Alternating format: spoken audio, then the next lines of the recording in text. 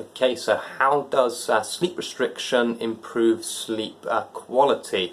Well, the way sleep restriction works is that it builds a strong regulated sleep drive. So I go on about sleep drive in all my other videos, so I apologise to all the people that have seen this for 100 times, but yeah, sleep drive's most important thing to understand. So what sleep restriction does, it provides you a sleep window to limit the amount of time in bed, and so what that does, so sleep is a drive state, so very simply put, if John were to wake up at 7 o'clock, he needs 17 hours of wakefulness to produce that 7 hours of sleep. So the only thing that produces sleep is wakefulness. So when people have insomnia, they will spend hours and hours in bed trying to force sleep, trying to fight with sleep, and they will be sleeping when they are doing this, but what they will be getting is very poor quality fragmented sleep. So a sleep restriction restricts your time in bed to a sleep window in order to build a very strong regulated sleep drive.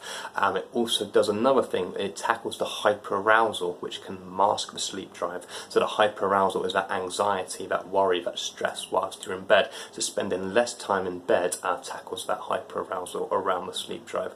So what I teach in my book is a little bit different to sleep restriction. So I use sleep windows in my book. So I during the stimulus control part of it, where you would normally be getting out of bed after 15 minutes and then going down and leaving the bedroom, which is to condition the brain that the wakefulness during the night isn't a threat, and to condition the brain that the bed is not a place of wakefulness. You're trying to spend as little time in bed as possible when you are not asleep. But I use a different technique where instead of basing it on time, I will base it on how you're feeling. If you're happy and you're relaxed and you're calm in bed, fantastic, stay there. But if you're feeling anxious and stressed and worried about being in bed, that's when you leave the bedroom as well.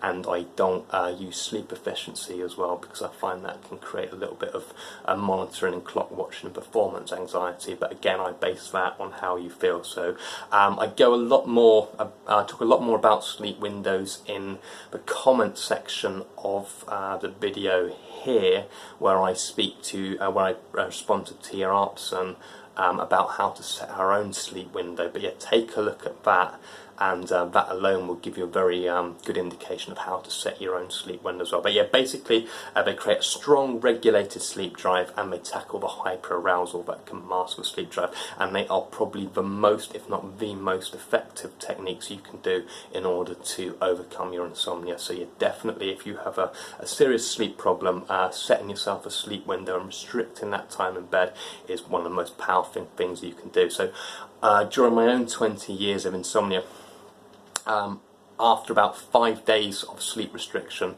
I went from being someone who was trying everything they could to force and make themselves sleep to being someone who's trying everything they could to try and stay awake.